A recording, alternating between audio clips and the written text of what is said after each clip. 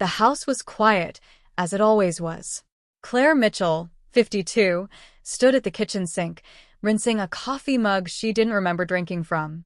The repetitive rhythm of her days had blurred into an indistinct stream of time. Wake, work, cook, and sleep. Repeat. Her children were grown. Her marriage had ended amicably years ago, and her friendships had slowly faded under the weight of time and distance. Her life wasn't unhappy, but it wasn't particularly joyful either. It was simply predictable. Saturday mornings were her time to grocery shop. She'd listlessly move through the aisles, placing the same items in her cart week after week. Whole grain bread, green apples, a small block of cheddar. The faint hum of supermarket music was her only soundtrack as she made her way to the dairy section. That was when she first noticed him. He was reaching for a carton of almond milk, his tall frame bent slightly forward. A young man, perhaps late 20s or early 30s, with a tousle of dark hair and a kind expression. She couldn't explain why he caught her attention. Maybe it was the way he smiled at the elderly woman beside him when he helped her grab a carton from the back of the shelf. Their carts brushed lightly as he turned toward her, an apologetic smile tugging at his lips. "Sorry about that," he said, his voice warm and steady. "It's all right," Claire replied, her own smile coming unbidden. For a brief moment, their eyes met. His were a shade of green she couldn't place, flecked with gold, like sunlight filtering through leaves. There was a softness in his gaze, an unguarded sincerity she hadn't encountered in years.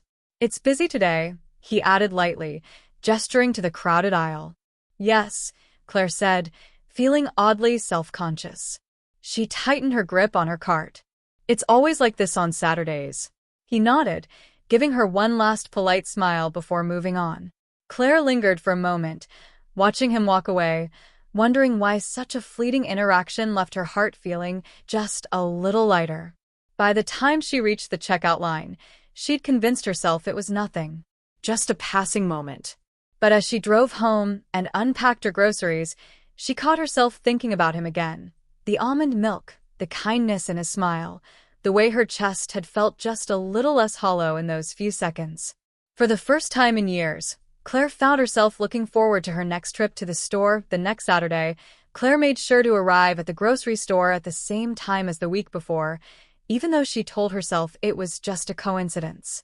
She wove through the aisles as usual, her list tucked neatly into her purse, her heart beating just a little faster than normal. It wasn't until she reached the bakery section, eyeing the fresh baguettes, that she saw him again. He stood by the display case, a small basket hooked over his arm, scanning the rows of pastries. This time, she hesitated. Should she approach him? Would it seem odd? But before she could decide, he looked up and spotted her. His face brightened, and he waved. "Hello again," he said, stepping closer. "Hi," Claire replied, her voice steadier than she felt. "Picking up the essentials?" he asked, nodding toward her basket. "Something like that," she said with a small laugh. "Though I'll admit, I came for the bread and might leave with a few cookies." He chuckled, the sound warm and unguarded. "Nothing wrong with that. Life's better with a little sweetness, don't you think?" Claire felt herself relax in his presence. "I suppose you're right." They lingered there, chatting about their favorite bakery treats and swapping recommendations.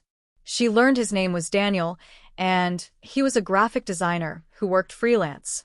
He mentioned he liked to shop early on Saturdays to avoid the afternoon rush, which explained why they'd crossed paths twice now. As they talked, Claire noticed something remarkable. She felt seen, truly seen, in a way she hadn't for years. Daniel had an easy, open manner, asking questions and genuinely listening to her responses. He didn't seem to notice the faint lines on her face or the streaks of silver in her hair.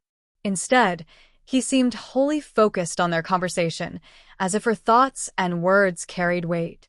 When they reached the checkout lanes, their baskets light but their spirits lifted, Daniel smiled at her again.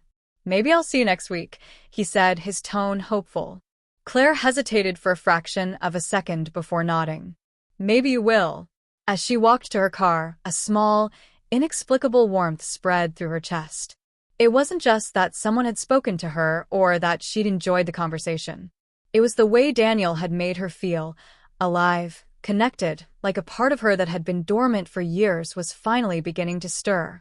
By the time she reached home, Claire couldn't help but smile. A week suddenly felt far too long to wait. The following weeks became an unspoken tradition. Every Saturday, Claire found herself gravitating toward the grocery store around the same time, her list in hand but her mind preoccupied with the thought of seeing Daniel again. Each encounter felt as natural as the first, their conversations growing longer and more familiar. They talked about everything, his design projects, her love for gardening, their shared appreciation for classic films. One morning, Daniel brought her a small potted succulent, saying, "I thought you might like this. Low maintenance, just like our friendship." His grin was boyish and infectious, and Claire laughed despite the flutter in her chest.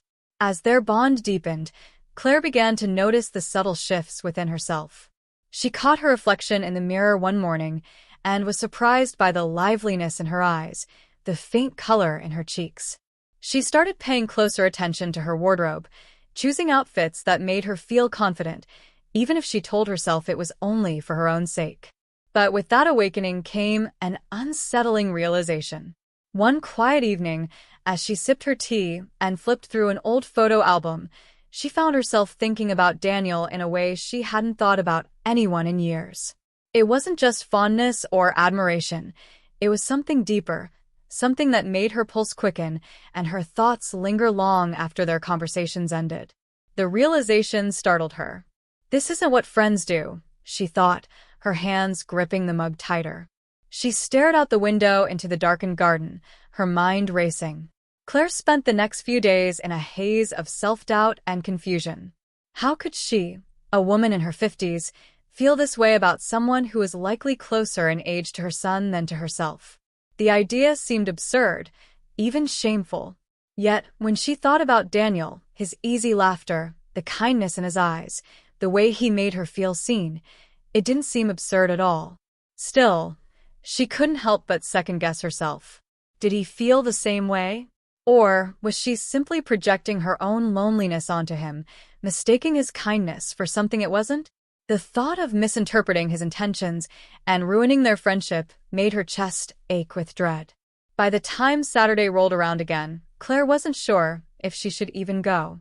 But as the morning sunlight streamed through her kitchen window, casting a warm glow on her neatly prepared list, she made a decision. She would go, if only to see him, to hear his voice, even if just for a little while. As she parked her car in the familiar lot and walked toward the entrance, she spotted him almost immediately, standing near the produce section with his signature basket in hand. He turned and smiled when he saw her, a smile so genuine and warm that it made her heart ache. "Hey, Claire," he said, his voice lighting up the space between them. "Hi, Daniel," she replied, managing a small smile in return. In that moment, she realized there was no turning back. Whatever this was, this budding, impossible feeling, it had already taken root. And no matter how much she tried to resist, it was growing stronger with every passing day. Claire's days became a whirlpool of emotions, each moment tugging her in a different direction. Her mornings often began with a sense of warmth, a lingering memory of Daniel's smile, or the way his laughter seemed to echo in her mind. But by nightfall, doubts crept in, bringing questions she couldn't quiet. One evening, as she sat at her kitchen table with a glass of wine, the questions came rushing in like an unrelenting tide. "What am I doing?" she whispered to the stillness around her. The room offered no answers, only the faint hum of the refrigerator and the soft ticking of the clock. She thought of the age difference, of the inevitable whispers if people noticed their growing connection. Would her friends pity her for indulging in what they might call a midlife fantasy?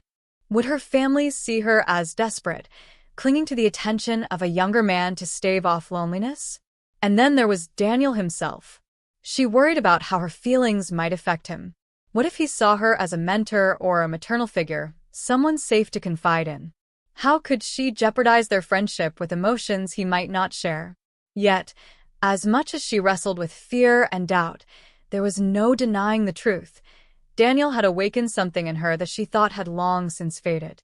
It wasn't just his charm or his youthful energy, it was the way he saw her, truly saw her, as more than just a woman past her prime. With him, she didn't feel invisible. She felt alive. The emotional turmoil came to a head one afternoon when she attended her weekly book club meeting. As the other women discussed the novel of the month, A Tale of Forbidden Love, Claire found herself unusually silent. "Claire, what do you think?" one of her friends asked, pulling her back to the conversation. "Oh," Claire said, flustered. "It's beautifully written, but I suppose I struggled with how much the characters let fear dictate their choices." The words tumbled out before she could stop them, and they felt heavier than she intended. Her friends nodded, but Claire's thoughts lingered. Was she doing the same thing? Letting fear dictate her life? When she returned home that evening, she stood in front of her bedroom mirror for a long time. The woman staring back at her wasn't the same woman who had once retreated into the safety of routine and solitude. This woman had been reminded of what it felt like to connect, to laugh, to anticipate someone's presence. The next time she saw Daniel, she was determined to embrace that feeling, even if it scared her. She didn't have all the answers, but she knew one thing for certain. She couldn't let fear rob her of this spark. As she prepared for her usual Saturday grocery run, she rehearsed her resolve in her mind. Perhaps she wouldn't declare her feelings outright. She wasn't ready for that, but she would take small steps to bridge the gap between friendship and something more. The thought filled her with equal parts excitement and trepidation, but for the first time in weeks, she felt a sense of clarity. Fear might be loud, but it wasn't louder than the voice inside her that whispered, "This is worth it." The idea came to her on a quiet Tuesday afternoon while she was flipping through an old cookbook.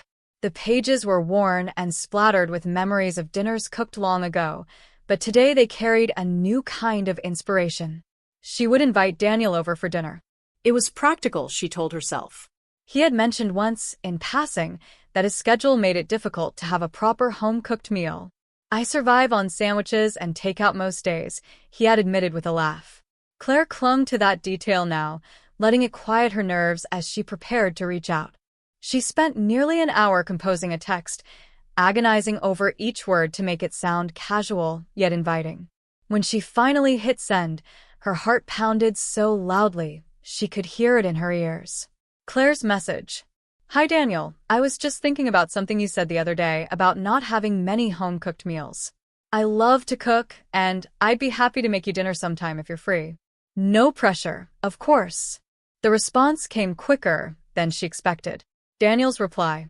"Wow, Claire, that's so kind of you. I'd love that. When were you thinking?" His enthusiasm sent a rush of warmth through her, but it was quickly followed by a pang of anxiety. Was this too forward? Too intimate? But then she remembered the resolve she'd felt that morning. She had spent too long second-guessing herself. If she wanted to deepen this connection, she needed to take risks. They settled on Saturday evening. As the day approached, Claire threw herself into the details. She wanted everything to be perfect, from the meal to the ambience. She chose her favorite recipes, ones she knew by heart, and made a trip to the florist for fresh flowers to brighten the dining table. On Saturday morning, she stood in her kitchen, surveying the ingredients laid out on the counter. Cooking had always been a form of therapy for her, but today it felt like something more, a way to express the emotions she hadn't yet found words for. As the hours ticked by, the house began to fill with the comforting aromas of garlic and rosemary, red wine, and freshly baked bread. By the time the doorbell rang, Claire's nerves were on high alert, but she reminded herself to breathe. When she opened the door, Daniel stood there, holding a bottle of wine and flashing the same warm smile that had first caught her attention in the grocery store. "This is for you," he said, handing her the bottle. "Thank you," she replied, her voice softer than she intended. "Come in." As he stepped inside, Claire felt a mix of emotions she couldn't quite name. Excitement, yes, but also a sense of vulnerability. This was the first time in years that she had allowed someone into her private world. They settled at the dining table, and as the evening unfolded, her apprehension began to melt away. Daniel's presence was as easy and comforting as the meal she had prepared, and their conversation flowed effortlessly, punctuated by laughter and shared stories. By the time they moved to the couch with their glasses of wine, the air between them felt lighter, freer. For the first time in weeks, Claire wasn't focused on what might go wrong. She was simply present, savoring the moment. As Daniel reached for his glass, their fingers brushed for the briefest second. The touch was fleeting, but it sent a jolt through Claire, reminding her of the risks she had taken to bring him here, and of how much she had to gain if she let herself continue down this path. The evening stretched on, long after the last forkful of dessert had been savored and the final sip of wine taken. Claire wasn't ready to let the night end. There was something about the way Daniel looked at her, as if he truly saw her, not just as a friend, but as a woman. She felt a warmth spread through her chest, a feeling she hadn't allowed herself to experience in years. They had moved from the kitchen to the living room, settling onto the couch in a comfortable silence. The soft glow of the lamp reflected on the walls, and the music from the stereo played a quiet background to their conversation. It was the kind of moment that made time feel suspended, as if the outside world no longer existed. Claire's hands rested in her lap, fingers absent-mindedly toying with the hem of her sweater. She wasn't sure if it was the wine or the warmth of his presence, but her nerves had loosened, and the distance between them felt smaller than it ever had before. "So, how's work been going?" she asked, more out of habit than any real curiosity, but the question led to something else. It was a slight change in tone that she immediately noticed in his response. "It's fine," Daniel said, but then he paused, his eyes searching hers. "But that's not really what's on my mind right now." Her heart skipped a beat. She met his gaze and felt a flutter in her stomach, wondering if they were about to have the kind of conversation that shifted everything between them. He took a breath. "I just really enjoy being with you. Not like a let's be friends kind of thing. But, more than that." The words hung in the air, their weight heavier than any of the unspoken thoughts that had lingered between them. For a moment, Claire froze. She wasn't sure if she was hearing him correctly, if he meant what she thought he meant. Her mind raced, scanning the landscape of their friendship, trying to make sense of it all. "I've been thinking about it," he continued, his voice soft but steady. "I feel something real when I'm around you. It's hard to explain, but it's there, and it's been there for a while." Claire could hardly believe what she was hearing. There was a tremor in her chest, and her throat felt tight. She had spent so long suppressing feelings she didn't have the courage to name, but now, here they were, in the open between them. She looked at him, his eyes full of sincerity, his lips slightly parted as if waiting for her response. And suddenly she knew. She knew that the spark she had felt from the very first moment they met had never been one-sided. There was a real, undeniable connection between them.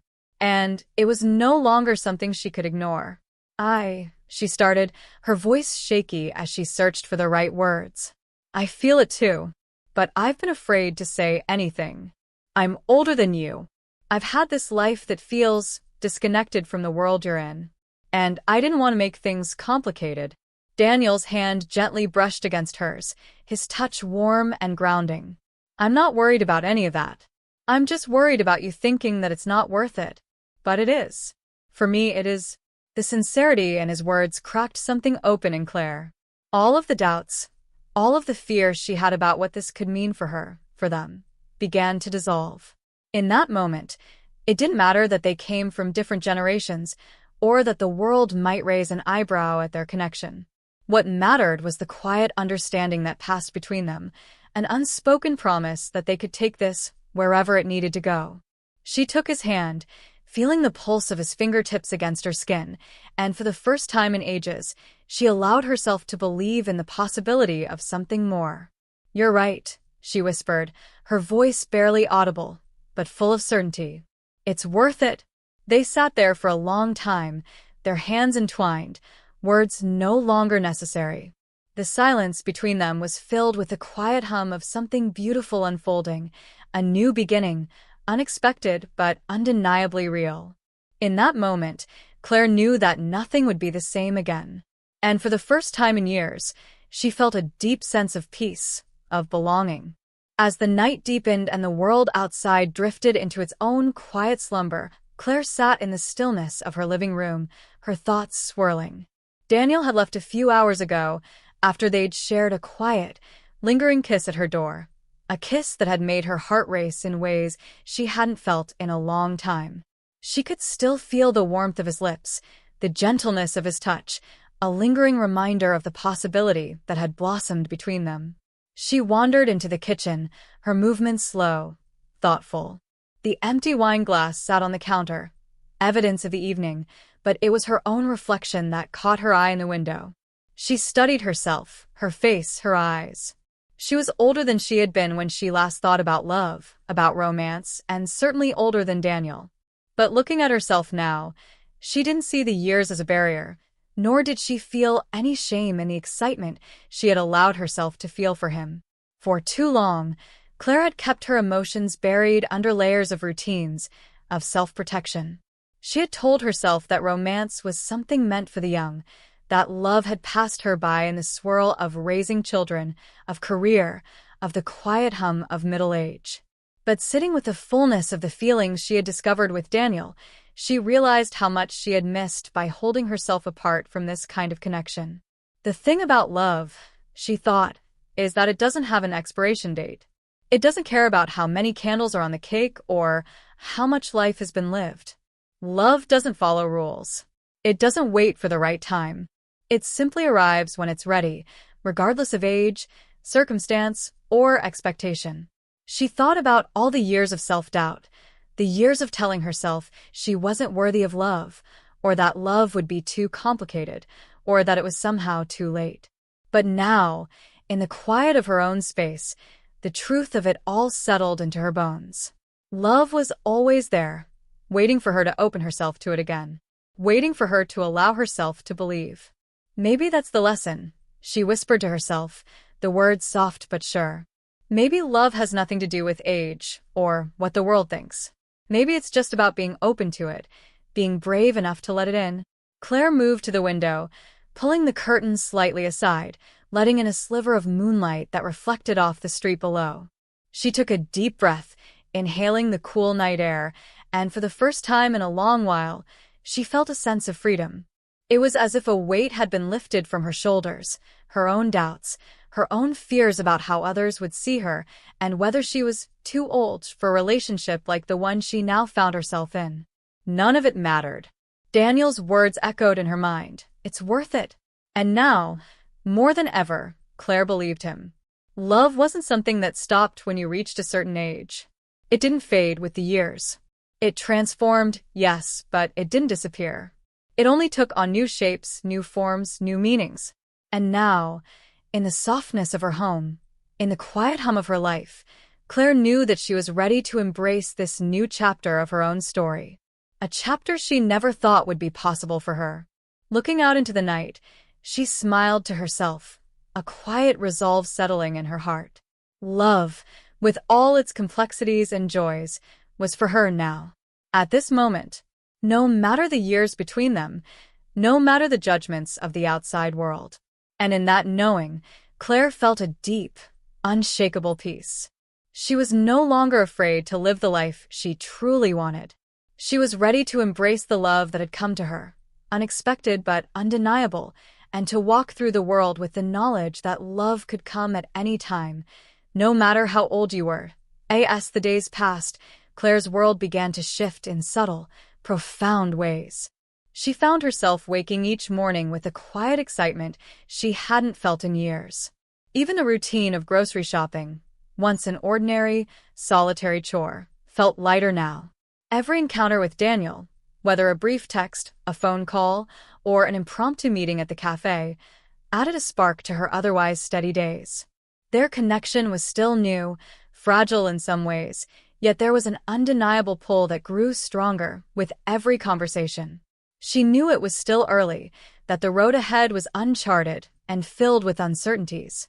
The judgments of others were always lurking in the back of her mind, those whispers of society that told her she was too old, that love between people of such different ages was an impossible dream. But with each passing moment, she learned to care less about the whispers. They were not her truth. Her truth was the warmth of Daniel's smile, the quiet tenderness of his touch, the way he made her laugh with his wit, and the depth in his eyes that told her he saw her, truly saw her, just as she was. One evening, as they sat together in her living room, the soft light of a single lamp casting long shadows on the walls, Daniel reached across the table and took her hand in his. The simplicity of the gesture, the way his fingers intertwined with hers, was both grounding and freeing. It was as if the very act of holding hands opened up a space between them where everything else, age, fear, uncertainty, faded away. "I've been thinking," he said softly, his voice carrying an undercurrent of something deep and vulnerable. "About us." Claire looked at him, her heart beating faster, unsure whether to be afraid of the weight of his words or comforted by the honesty in his eyes.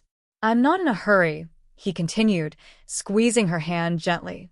"But I want you to know that whatever comes, I'm here for it. I'm not going anywhere." The sincerity in his voice made her chest tighten with emotion. It was in that moment, sitting in the dim light, that Claire knew. She knew she had already stepped into something real, something that would shape her life in ways she hadn't yet understood. But she was no longer afraid. She had lived in the shadows of doubt for too long, and now she was ready to step into the light. "I'm here too," she whispered back, her voice steady, but filled with something she hadn't allowed herself to feel in so long. Hope. "I'm here." There were no grand declarations, no sweeping gestures. Just the quiet understanding that love had found its way into their lives, and nothing could diminish its power. It didn't matter that they were different ages. It didn't matter that they came from different places in life. What mattered was that they had found each other. And in each other, they had found a space where love could grow, unfettered by time. As Claire looked at Daniel, his hand still holding hers, she realized that love, true love, doesn't follow the rules. It doesn't care about age or circumstance or expectation. Love simply is. It is a force that can surprise you, that can find you when you least expect it, and it can heal wounds you didn't even know were there. And as she leaned forward to kiss him, her heart swelling with a tenderness that felt both familiar and new, Claire knew that the journey they had begun together was just beginning. There were no promises, no guarantees. But there was something even more precious, a willingness to be open, to embrace love in all its forms, no matter when it arrives. In that moment, Claire understood the true power of love. It is not bound by age or time.